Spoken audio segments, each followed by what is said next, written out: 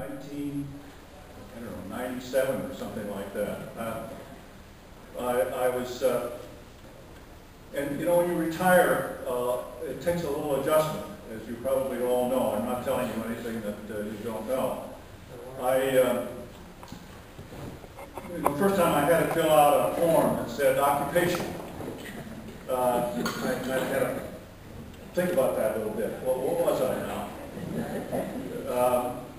When I walked out of the provost office on June 30th of 1995, I think it was, kind of turned out the lights and closed the door and went out, I saw Joel Silby the next day when I was on campus, and Joel looked at me and he said, "Didn't you used to be Mal Nesheim?"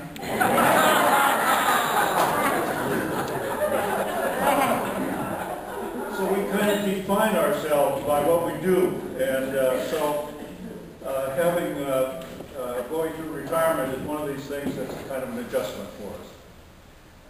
I retired. I had plans to do a number of things in my.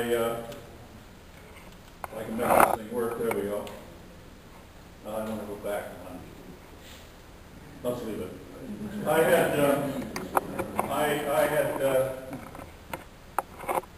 My wife and I had places in Panama. We were going to spend the winter in Panama and spend the summers here and so forth in Ithaca. But then my plans were interrupted because my wife, Viva, became ill and she died in 2002. And so I was suddenly, my plans for retirement and longer-term life had changed a great deal. So I kind of had to restart what I was going to do. And fortunately, I had, over the years, a good friend, a colleague in nutrition that was at New York University, Marion Nessel. This is Marion here on the screen. And Marion was a nutritionist, so that's how we knew each other. And we got together in kind of a late life romance. So I have, the last 7 years or so, have gone back and forth between Ithaca and New York City. And Marion and I found that we could write together. We found that we actually enjoyed writing together. So we began to do some things. We wrote a couple of articles, and we did a few things. And we did this book called Feed Your Pet Right a couple of years ago. I had an animal nutrition background, and this is a book about the pet food industry, really, and her background on some of the political and governmental issues, and my background in nutrition made it kind of a fun thing for us to do. So we wrote this book about the pet food industry, and we found that that was something we could do together without very much trouble. So we got invited by the University of California Press to do a book on calories. And why would one want to do a book on calories? Well, there's a whole set of reasons for this. One is Marion happened to be in this book or in this movie called Super Size Me. I don't know if any of you heard Super Size Me. This one about the guy who ate at McDonald's every day for 30 days and gained 30 pounds. And one of the things that they did in that movie is to go on the street and say, "What is a calorie?" And nobody could define a calorie. Nobody had all kinds of ideas what a calorie might be, but nobody could really define it. So, and then you see calories all the time, as I will show you. So we decided, yes, we will go ahead and do a book on calories. And here's some of the reasons why we have decided to do that. You've probably heard about the fact that we're all getting heavier in the United States. Well, this was back in 1985. If you look at this, there was only a few states, we didn't have data for all the states, but there were a few states where 10 to 14% of the people were, in fact, classified as obese. They were heavier. But as time has gone on, if you look at 1990, we have more data, but it's getting bluer. There's more and more people who are getting heavier. And then if we go to 1995, you can see there's even a greater concentration of individuals who are from 15 to 19% of the population in those states were now classified as obese. And now we go to the year 2000, and we've got another category on the slide. Now we've got more than 20%. And if we go to 2005, you can see we've got another category on there. More than 30% of an individual people in an individual state, these are adults that were classified as obese. So that this has been called an obesity epidemic in this country. And this is 2010, and you can see the country, there's no more blues or whites or anything else on there. It's all this. And the population now is classified, about 68% of the United States population is classified as either overweight or obese. So that we've clearly put on weight over the last few years. And here's the data. Actually, this shows that men in the 1960s, the average weight of men from 19 to 74 years of age, if you just take the average of that, was 174 pounds. In 2000, it's 195 pounds. So in 20 years, the average man in this country put on 20 pounds.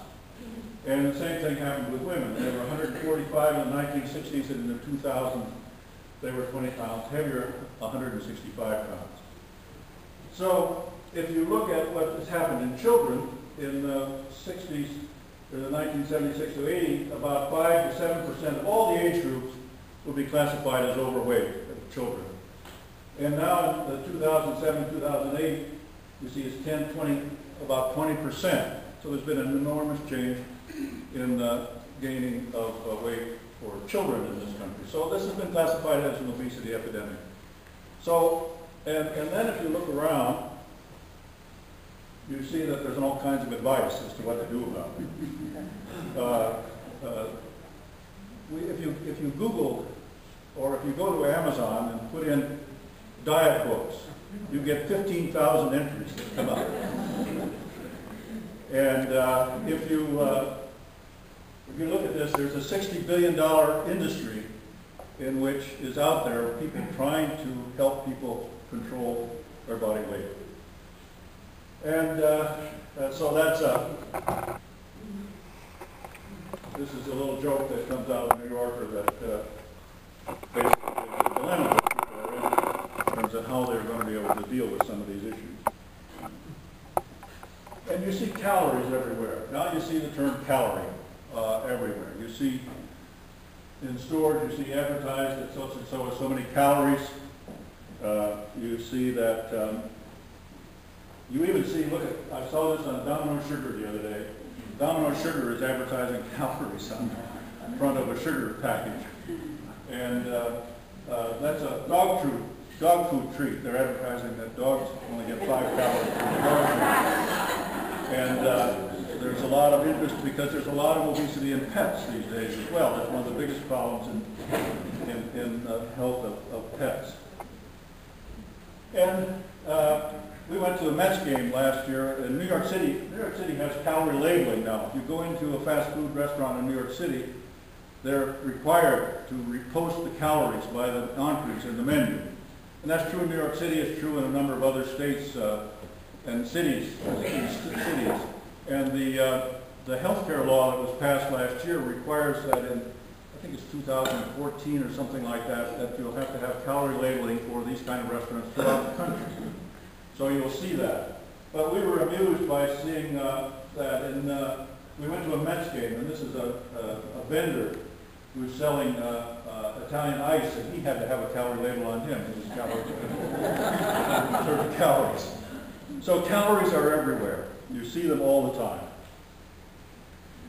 New York City has got a very aggressive health commissioner who's trying to do something about overweight and so forth. And these are some ads that you just see in 2007. This is sugar pouring into that can of fat. This is how much sugar is in a can of soda, for example. Or are you pouring on the pounds? Or it says how far you have to walk to get rid of a 20-ounce soda in New York City. So, I mean, these are vivid pictures of people worrying about calories and worrying about weight. So here's one definition of a calorie.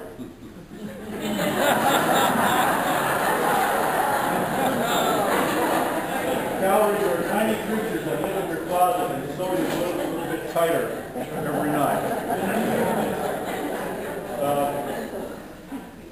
That's probably as much as some people really know what a calorie is.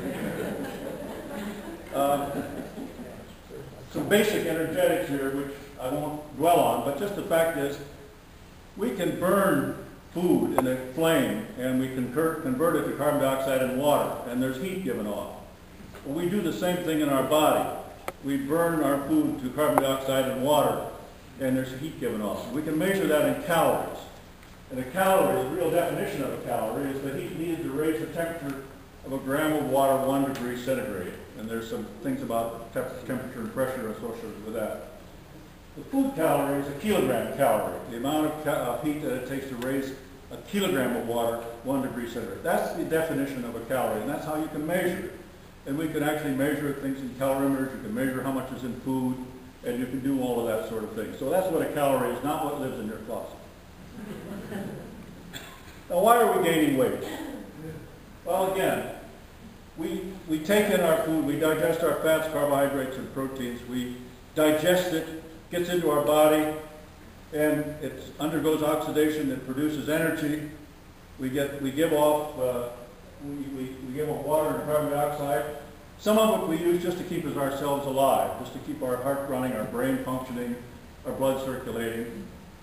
Some of it we use for our physical activity. We're just getting around. It takes energy to move. But if we take in more than we're using for those basic functions, well, we can store it as fat. So we can store energy in our bodies quite readily. Now, how many calories do we need in a day? Well, these are average values which vary by individuals, can vary fairly substantially depending on the individual. But a 154-pound man, for example, we expect to have to need about 2,500 calories a day, or a woman, about a 129-pound woman, would need about 1,900 calories. These are average values for the kind of calorie requirements that we have.